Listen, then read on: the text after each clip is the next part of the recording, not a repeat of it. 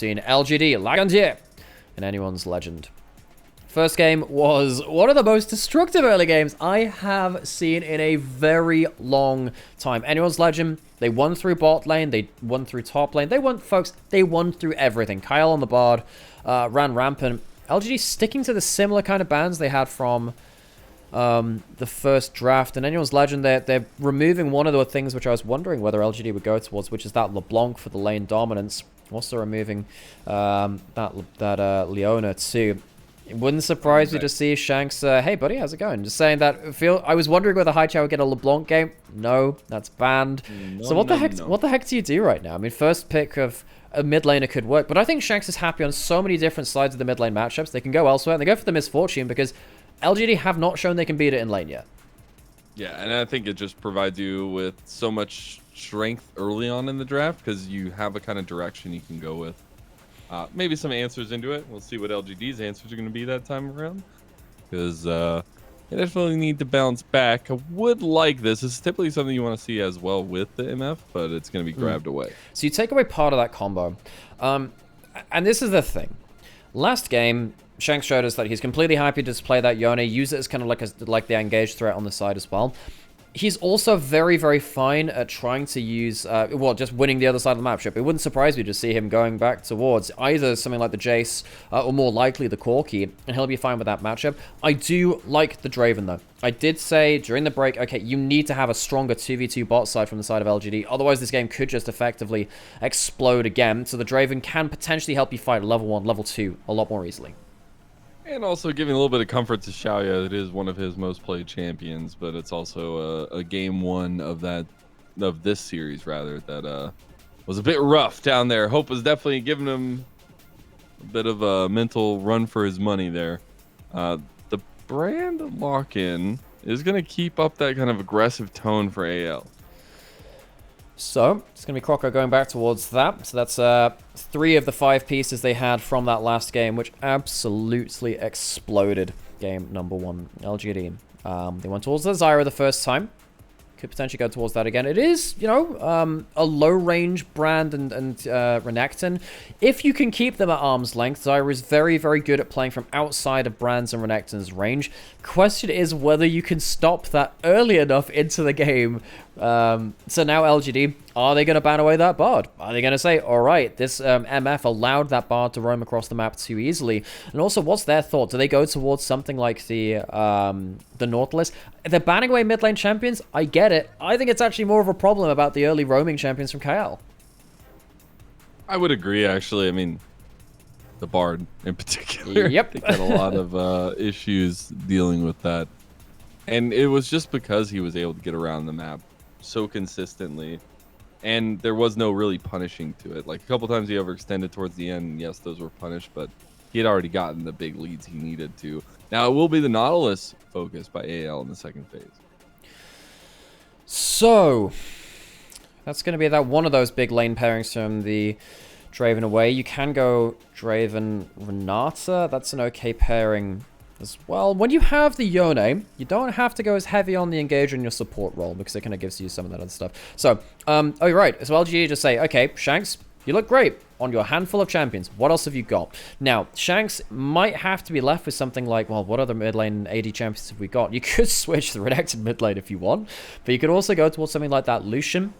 We have seen some Zeri mid lane out of UCal as well at the same time. They are less good in lane, especially against the Yone, though, than this top string. So that could be quite valuable from LGD to give themselves a mid lane pushing off point, but I'm still quite worried about what could happen in the bot side. Actually kind of like the Gnar ban just in case. I think Bertle was on the cusp of having some good moments. But the Poppy is the lock-in for LGD. So could go top, could go support, I guess. But AL definitely wants some tools to have more consistent engages to go with this bullet time. So, LAL don't really have the best engage right now, but okay, this is just lane domination again. So I reckon, so much like game 1, we said, okay, the Bard not fantastic in terms of the combo compared to the other options they were hovering. The Braum is the same, but now with Misfortune Braum, the amount... Yeah, sure, lock in something crazy. The Braum is fantastic at roaming around the map and making early plays. So LGD are not outside of the early game hellscape just yet. The Braum, if they get unlocked from the lane, could do a great amount of damage. It will be that Lucian mid. We have seen that a bit. I am assuming that Birdle is going to pick up the Poppy. It is a comfort pick for him, and it's okay into the Renekton. Yeah. That will be the case, and it is the Renata locked down on bot side. The Renata... much better in laning phase against the Braum than something like a Nautilus or a Leona or a Lorel itself, because you're slightly more ranged. You don't have to play that melee range diving style into that Braum, but still, I do think AL have strong lanes, not as strong lanes as they did in Game 1, but it's still a similar scenario where LGD need to make sure that Kyle does not just get out onto the map and run them through, because it was not pretty in Game 1. Yeah, it was definitely not. A very one-sided affair. He was able to get on the map very consistently. Maybe a little bit less so this time around, I feel like, on the Renata. Still some possibilities, but that 2v2 going to be locked in a little bit more so, I feel like. And I think that's where LGD can have a bit of a come up in this one. Re-rinse the comp from game number 1 and try something a little bit similar, but with some variations there, and especially with Xiaoyan a little bit of comfort too. Yeah, Xiaoya, the two champions which are really strong for him are the Draven and the Senna. Hasn't had a chance to play that Senna in this series. It's going to be that Draven instead. If you can have a strong early lane performance on that Draven, maybe it shuts down KL on the Braum. The early game entrance from Braum is going to be so important. It is not going to be an easy team fight for him compared to even the Bard of that last game. Yeah. Need to see whether KL can do what he did in Game 1, because that was one of the most impressive support performances we have seen in the LPL in quite some time. LGD's first series here in the Ascension group. Anyone's Legend giving them a warm welcome. We'll be getting into Game 2 here now. It all relies on what happens in this jungle matchup, and Anyone's Legend have looked so ridiculously dominant so far, and like you said, they might be pegging themselves for Worlds.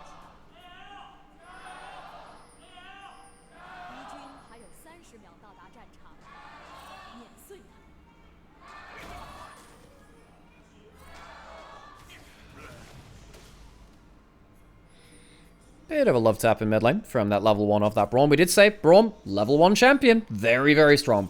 Can that be enough to do something a little bit special around him? They're walking in.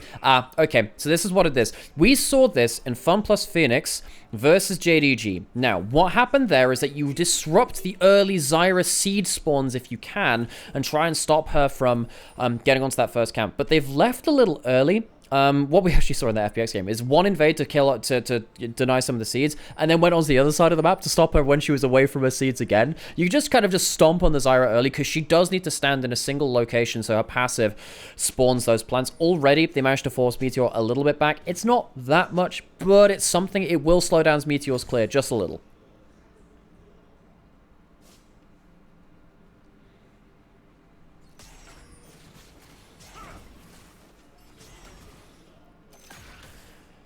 So, bot lane laning phase. Talks about this being very important for both of these teams. Kyle on the Braum, very strong early lane pressure. It's not necessarily the easiest lane to team fight. Well, the easiest support champion to team fight with, as opposed to earlier in the game. Will say, though, just having that Braum ult into the MF ult can be important in its own right. It's not quite the same heavy lockdown, but even just being that slight knock-up and the slow field afterwards can be enough of its own right. The early lane, though, should be getting won by the Draven Renata. Flash forced out early enough. Xiao on this Draven, very much getting helped by Jin Zhao on that Renata, helping them control those early few levels in the way that we wanted them to.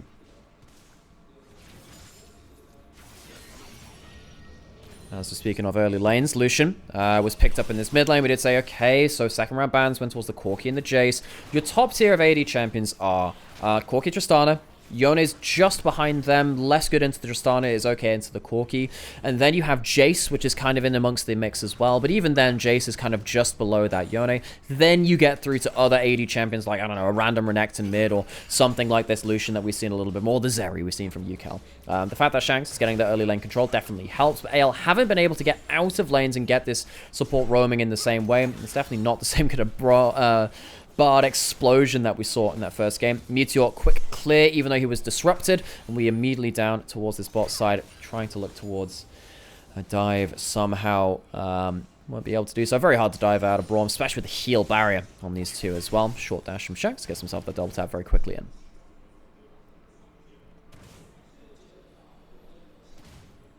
Haichao. He took this Yone away from Shanks in that game one. I did say that Shanks maybe best Yone in the entirety of the LPL so far. Yokai also on the list, and a couple of others. It's definitely a contested field, but Shanks across the average, I do think has been the best mid laner in the LPL. He's not part of this play though. In top side, bot lane didn't work out for Meteor. Stun under turret. It's not going to be a kill, but it will be a chunk away. So Birdle loses half of his HP. It's not going to be an overdive, though. Very dangerous to dive a Poppy, especially with Flash and that W. If you end up getting outplayed, things can get really, really nasty with the amount of CC and the tankiness coming through from that Poppy. You can see right there, pretty okay into that Renekton matchup. Ala kind of earned his Renekton stripes for this patch, at least, in that last game. It's, yeah, a champion which a lot of LPL teams have tried to go towards. Hasn't looked great for everyone. Ala really snowballed through in that last game, though, and justified the pick.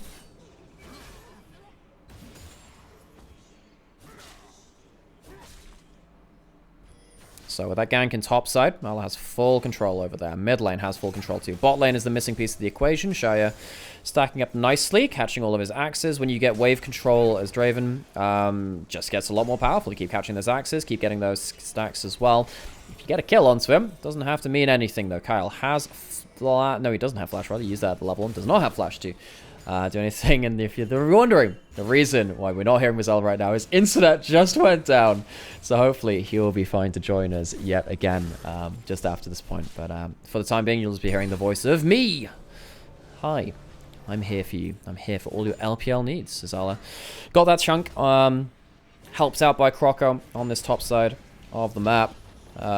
Does help him control out this lane, as you were saying. It means that Birdle, even though he's on a comfort pick of that pop, he can't necessarily leverage through this lane in the way that he would have liked to at the same time. Meteor doesn't have his entire jungle being evaded this time. He'll consider that a luxury and get himself that dragon on the bot side of the map. Croco, with his mid lane and top lane winning, will be very happy to clear through his jungle yet again, go towards those top side grubs. I don't really think LGD can be walking towards that. Kyle has got himself out of the bot lane now. He was just... So this is... if you look at the minimap, very interesting thing just happened where Kyle left base, went through mid lane. You don't have to do anything with that. You can go back towards bot lane if you want, but it just gives you options to go somewhere else. He puts down a ward. His spot on the way back down there, but just leaving himself available for an extra play across the map can be very, very important. This is one of the big kind of skill sets you can have as a support as you walk through the lane and walk through the game as well.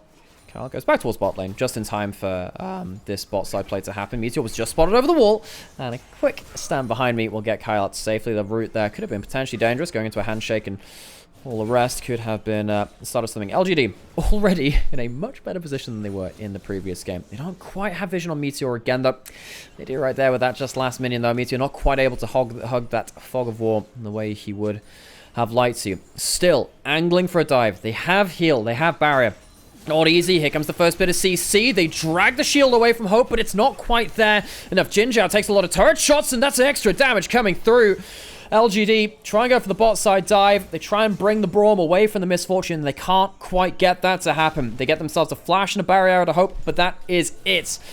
And that will be, sadly, the end of their bot side intentions. They lose a flash on Meteor. They lose the ignite on Jinjiao. Don't quite get what they wanted to. While all this is happening, top lane going very well for AL. Mid lane, Haichao gets a visit from that top lane to zone him off of that tower. So Shanks will be able to get himself a large gold lead. Lucian is a champion that needs to stay ahead of his lane opponent, much like the Tristana. I feel like it's even more the case for Lucian, though. He's a bit of a stat check champion. He needs his items nice and early.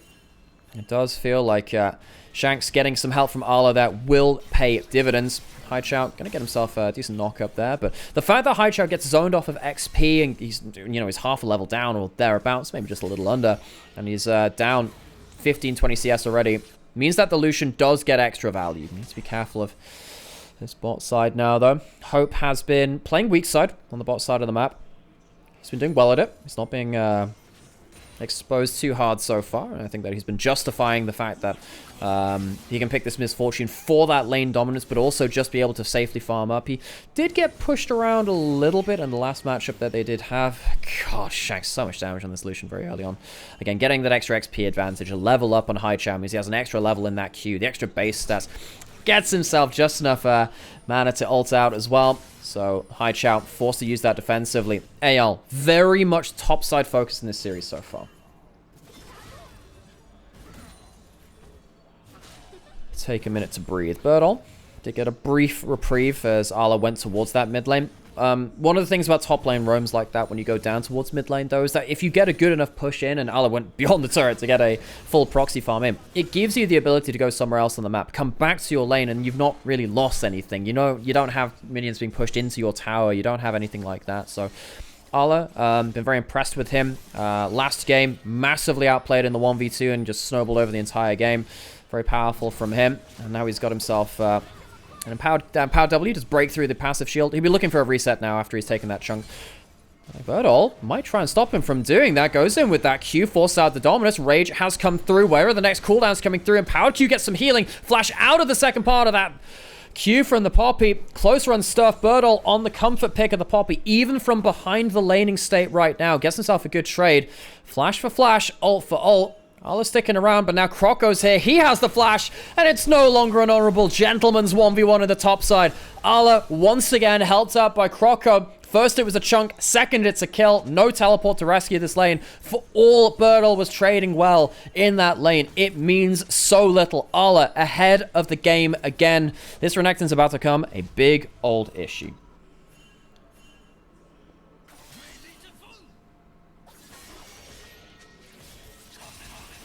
Go back to a replay of exactly what happens here. This is a great 1v1. You can see that the shield break comes in from the empowered W of Renekton, makes the trade a lot better for Arlo than it could be. However, he stands in both parts of the Q, which does mean a lot of the damage comes through. He has to blow that Dominus. The wave's crashing in. Arlo needs to keep fighting him. If he doesn't help that wave go in, his wave state is absolutely messed up. Birdall does a really good job here of getting a good trade. Then just overstays. I think this is the problem. He gets a really good trade here. He knows that if Arla is alone here, he can potentially get himself a full solo kill, but Croco, much like we've seen from Tarzan, gets himself the QE flash, or the Q flash E, to get himself the guaranteed stun if you know that Q is on target. That has been the brand mechanic of LPL. Our LPL brands are really good, folks.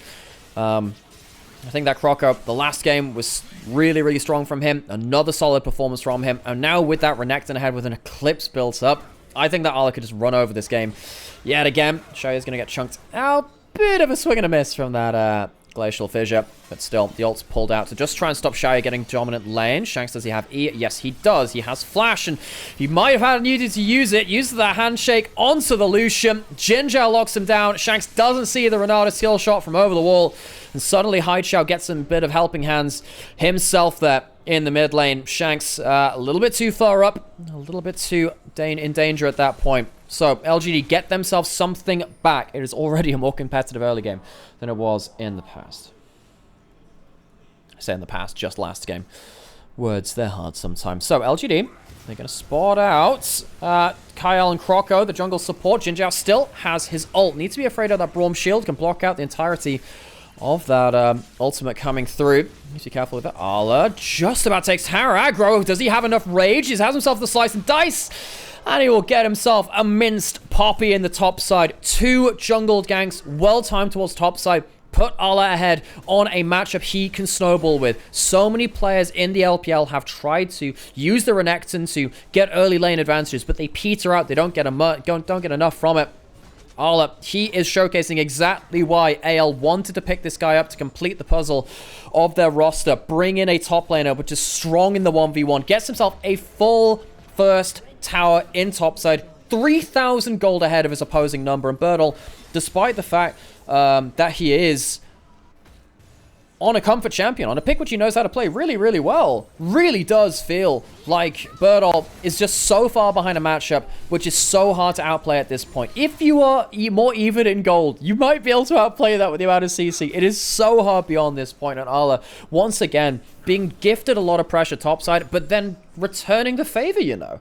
It does really feel like Arla has given extra strategic options to this team. While we're looking across the rest of the map, we have 3 for 3 in terms of grubs, 1 for 1 in terms of dragons. It's not a blowout in terms of objectives on any one side. Next big thing I really want to be looking for is, okay, Arla, ahead of the game. Can we get a Xiaoye shutdown, a cash-in on that Draven? If you can get that big kill, maybe that can be exactly what LGD can use to get back into it. Arla back out onto the map. Has Dominus, has teleport. You can go influence somewhere across the map. And you can see that Bloodthirster for Hope and for Shia means that they can trade a lot of these harder kind of auto attack trades. It does make it a lot easier for them to kind of take a hard trade and regen off the next one. So hard for LGD to play around Arla's lane. Arla, however, he is going to recall. Knows he's on the weak side of the map. Doesn't really want to be left under this bot lane turret alone. It does mean that Haichao, despite getting zoned off of that earlier mid lane wave, is up in XP. Now going to get himself to a point where he is competing in gold as well. I mean, Shanks is pushing in that top lane alone, so it's not like it's going to be one side in regards to the gold that one of these mid laners is getting access to. The fact that the Lucian is not ahead of the game is quite worrying for AL. The Renekton very much is. They see that Arla going to get tanked up under the... He's going to just tank up a little bit of damage under this turret. They're teleporting onto this. That is bold. He's taking out a decent amount of HP. Second level Dominus, though. Really, really powerful. Flashes out of the CC. 3 ultimates used on that bot side. Or rather, just the 2. It feels like it's 3 with Poppy flashing in or... dashing in to try and secure something. Arla survives on the weak side. He teleports out, away. It's cancelled, though. We can see that on the minimap. Bertle goes in, cancels out the teleport. Arla should die on this bot side, and does. But at what cost? It's at the cost of the mid lane outer turret. LGD, they do get that shutdown. Importantly so. Arla not able to quite survive through there, but it is at the cost of 2 turrets coming through the mid lane and potentially another fight. Jinzhao gets himself out to safety. At least LGD deal with that crocodile problem in that bot side. Shanks has been pushing up alone in this top side, all alone. In the meantime, though, LGD, it's been a bit better of a cross map than it was in game 1. While all this has been happening, you know, you do get that kill onto the Renekton. You do get yourself that bot lane out of turret. It's not like it's a completely barren trade. Go back to this dive again. Arla gets himself the wave clear he needs to. He's still tanking up a lot of damage there. With the Eclipse, you don't have that much HP. You don't necessarily have the defensive stats. He gets himself the empowered W and he gets himself out of that Yone ultimate. Right here, though, he thinks he's safe and he dashes into a bush with a ward in. I think if there was no ward in that brush, I think there was a good chance that Arla can get it out alive. Can't quite end up surviving through to that second part of it, though. And sadly for him, goes down in the side lane.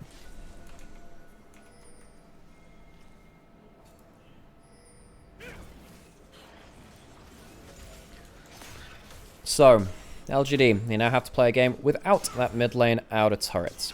It's always a big objective to go down. 400 stacks on Shia, by the way. Keeping an eye on that one. Dragon, up right now. Because LGD were just playing towards the bot side, they'll have themselves more of this... more of the vision control towards bot side. They can also keep checking out with the plants as well. The engage from AL is not that exceptional. Remember, their big team fights a little harder to play around. LGD, they have themselves that Stranglethorns too. Arla has himself a massive blast gun to go in. He's going to pop the Dominus potentially and look for a flank threat. LGD, though, they get themselves standing line in this river. The battle lines are drawn and Arla not able to find the intro he wants. AL, the lack of engage really becoming clear here. They can't shut down LGD before they go towards that dragon. LGD walk away with that objective. AL, this is the big difference between this game and the last time. They don't have the Yone, they don't have the Bard ult. Much harder for them to close down the targets that they would like. LGD, they walk away with the dragon, and I think they're feeling a lot more confident about this now. The first sniff at a 5v5, and they walk away completely fine.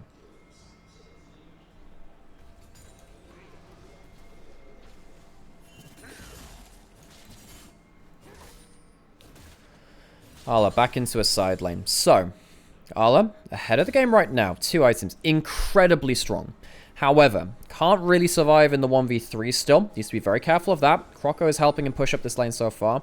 If you can get an amount of vision for Arla on the side lane, I think he is going to absolutely run roughshod through these turrets. Again, he has so many items, and he's got an XP lead on Birdall. Very, very dangerous for LGD to leave anyone alone versus this Renekton. Now, you can see the members on the minimap moving now to try and help this Poppy. It might be a bit too late. Birdall gets that charge out away from the cube. Won't be able to get stunned up by that brand and will survive for now. Shanks alone on top side. He can't face check this. It's a Yone. He is very powerful. Gonna flash out of that ultimate. Drags Haichao under turret. He goes forwards with that soul unbound. Shanks giving as good as it takes right now. But he still loses that flash all the same. You can't afford to face check like that. Very dangerous stuff. The problem is when you're warding out for one side of the map, you very rarely have wards on the other side. So Arla, he has all of his teammates coming out to help him. Shugs doesn't have it on the other side, so Haichao very nearly gets himself an important game-breaking moment at that point. Well, all of this is happening as well. Reminder, if that Draven ult flies in and gets a kill, it is going to be 1,000 gold at this point. There's a huge amount of gold waiting with 500 just now stacks coming in for Xiaoya. Kyle caught out, has heal, has the shield. Can he get CC'd up for long enough? No, not quite yet. Hope.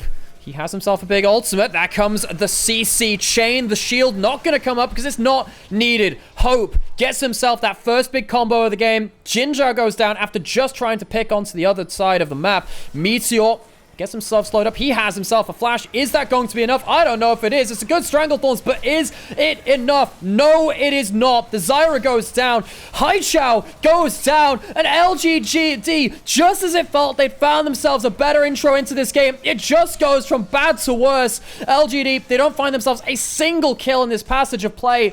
And AL explode through the top side of the map after LGD overcommit to trying to kill that tanky Braum and leave themselves in no man's land for that retreat. Draven still sat there with 500 stacks as well, which are we getting a replay of? It's going to be this attempted pick onto Kyle. The thing is, he has the Celestial opposition, he has the shield, so much damage resistance, means it's very hard to lock him down, and you've pulled yourself out of position with a flashless Renata. You're not able to get out of this. Fantastic teleport onto the ward there as well to allow Arla to be able to commit to the play too. You have yourselves the ability to keep going beyond this point. Kyle gets a magnificent Q across the wall, and the slow's it. That's it. The slow's all you need. Meteor is on one of these less mobile AP junglers. Can't quite get himself out to safety. Jinzhao already dead, of course, in terms of his peeling efforts, and Shai is not at the play. LGD is caught with their pants down. They overcommit. They can't put up a fight on the retreat, and AL walk away with a good amount of gold, which can potentially blow this game open. They're going to go straight on towards the Baron now, 20 minutes in. LG just retreated through that top side. What have they got? They don't have themselves the Renata ult just yet, if I'm looking at that correctly. LGD looking just over the wall. It does look like it could be a bit of a flip. Meteor, no flash, can't get into the pit. It will be secured. A quick retreat now necessary from anyone's legend. They don't necessarily want to be caught around here too long. And LGD can't close the jaws shut just in time. AL get themselves out with a 5-man Baron, even though their composition can struggle to engage around objectives. If they are first at the objectives and take it first, it is not an issue. LGD gonna walk up to try and take down this mid lane outer turret. Hope could have ulted to wave clear that, but with Haichao having flash and ult, would have been in very much a dangerous position to do so. So Haichao eating forward secures them that turret. Arla gonna take down top lane and turret on the other side. LGD, get mid lane out of turret. That is always a good objective to get. But is that going to be enough to stop the Baron push coming across the other side from AL? My instincts say no, it will not be. LGD trying to wave clear as best they can, but Dragon coming up. They'll have to be pulled away from those objectives. AL, can they just run with this mid-wave in? They might want to contest this all the same. Stop and LGD getting towards that soul point. I wonder if they should just leave this and go towards some other waves. They're not able to get themselves a great angle right now. Arla around on the flank. Has flash, has ult. Oh, this Renekton might just end the game. Meteor, no flash. Birdle peeling for him. Haichao peeling for him. The Dragon goes down, but they save their jungler. Is that enough? Haichao flashing forwards, looking for the fight. Arla's down. The Renekton's not there to be so much of that damage, and LGD, they lose themselves the Dragon, but they win themselves just about the fight. AL, they're the ones which overcommit this time, and LGD stay alive. In the midst of that too, in the midst of all of that, we were paying attention. Could Arla get himself that big flank? I didn't even remember. How could I forget? The Draven gets the cash in. Arla goes around on the flank. He's trying to get onto Meteor, but it's Birdle. Birdle saves the day. He can't flash forwards onto Xiaoya, onto Meteor, and while all of this happens, it's Xiaoya that gets the kill. The Stranglethorns knocks up 3. AL, they can't get themselves onto the picks, which they would have wanted. The bailout, it's nice, but it buys enough time to stop anyone else really getting focus fired down. LGD, this could be the play that they needed. Xiaoya suddenly explodes through into that gold. AL, their Baron buff is going to be giving them a negative power play overall as LGD. They find themselves moments of reprieve.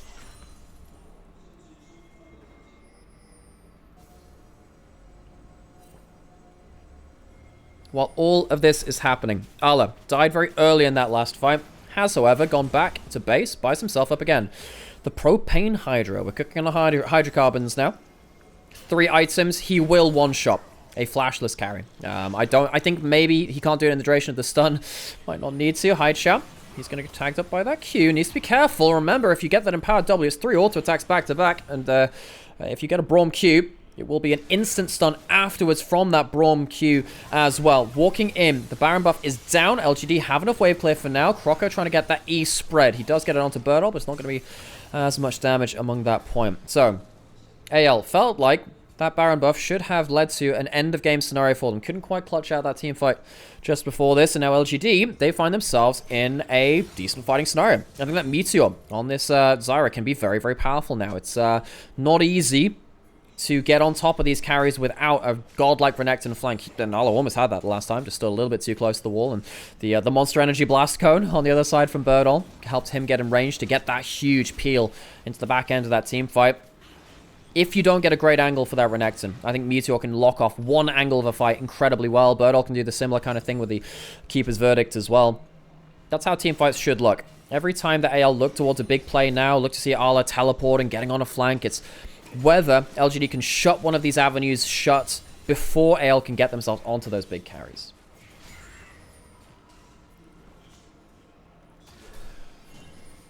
All the same. AL pushing up across the river.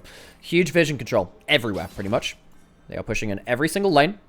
Shanks is behind gold. He's not really been the main character this series. I still think he's been solid. He had that one phase check into the brush in that last, in that side lane. But it's not really been about him. It's been about Ala on the strong side of the map. Shanks has just been sat there saying, okay, I am wave clearing. I'm going to be safe. Does mean that Ala needs to, again, pay off on the amount of resources put into him. Couldn't quite do it around that last fight, although I'd pretty much say that was on Birdle instead of him. All the same, LGD. No wards across a very slim line across their map. You can draw a line, diagonal line across the map and see where their vision extends to. It won't help them get Haichao into a flanking position. It won't help Birdle get into a decent position too if you would like to do that. I'd imagine he's going to be stood in front of the team. LGD, they do largely want to be playing front to back, and they can use Haichao in the 5-man unit to try and dash forwards and get himself a big engaged play.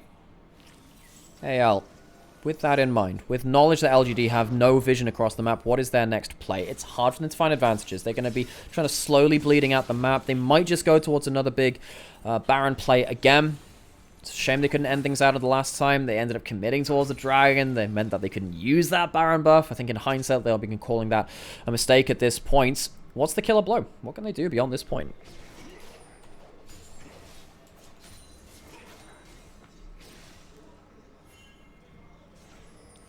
And so, LGD, grouping up yet again. 3 items for Xiaoya ahead in that role. Haichao ahead in his role as well. So, LGD down at overall team goal, but ahead elsewhere. Birdle, no flash, and he might just get caught out here. The Braum stun is soon to come through. Hope might not even need to pull his ult. Birdle keeping up that ultimate, but then Kael face tanks it.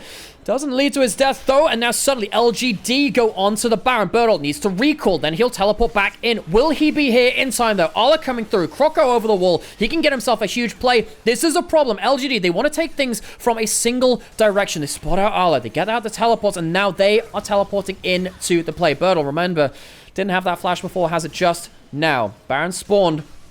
LGD not quite able to get themselves the big objective which they would have wanted to, but they do at least bring out the double teleports from AL. That's a big victory in itself. That's how AL would have likely looked to get that big team fight victory themselves. Ala going towards that mid lane, trying to put that through, but he has no teleport. He has that dominance, and he will be back in time to fight, but LGD just trying to make sure that Renekton is not in another lane. What can Croco do? He has that flash. He might look for a big old combo, and he's going in right now. Pyroclasm, Bordeaux trying to peel out. The Zhonya's comes through, keeping him safe, and now Ala is on the flank. Ala, the fed Renekton, and the steal coming through, technically from Meteor. It's an absolute mess, and LGD just keep hitting the floor. They cannot find themselves the fight which they want. They cannot keep that door shut. And anyone's legend with a rocky road get themselves towards what looks to be the end of this second game. It was a bit of a mess of a team fight, not as clean as game 1, but they will take the Nexus all the same. Hope walking up, 3 members alive. No, they don't have the Baron buff, but I don't think they'll need it. AL walking towards a 2-0 towards the Nexus.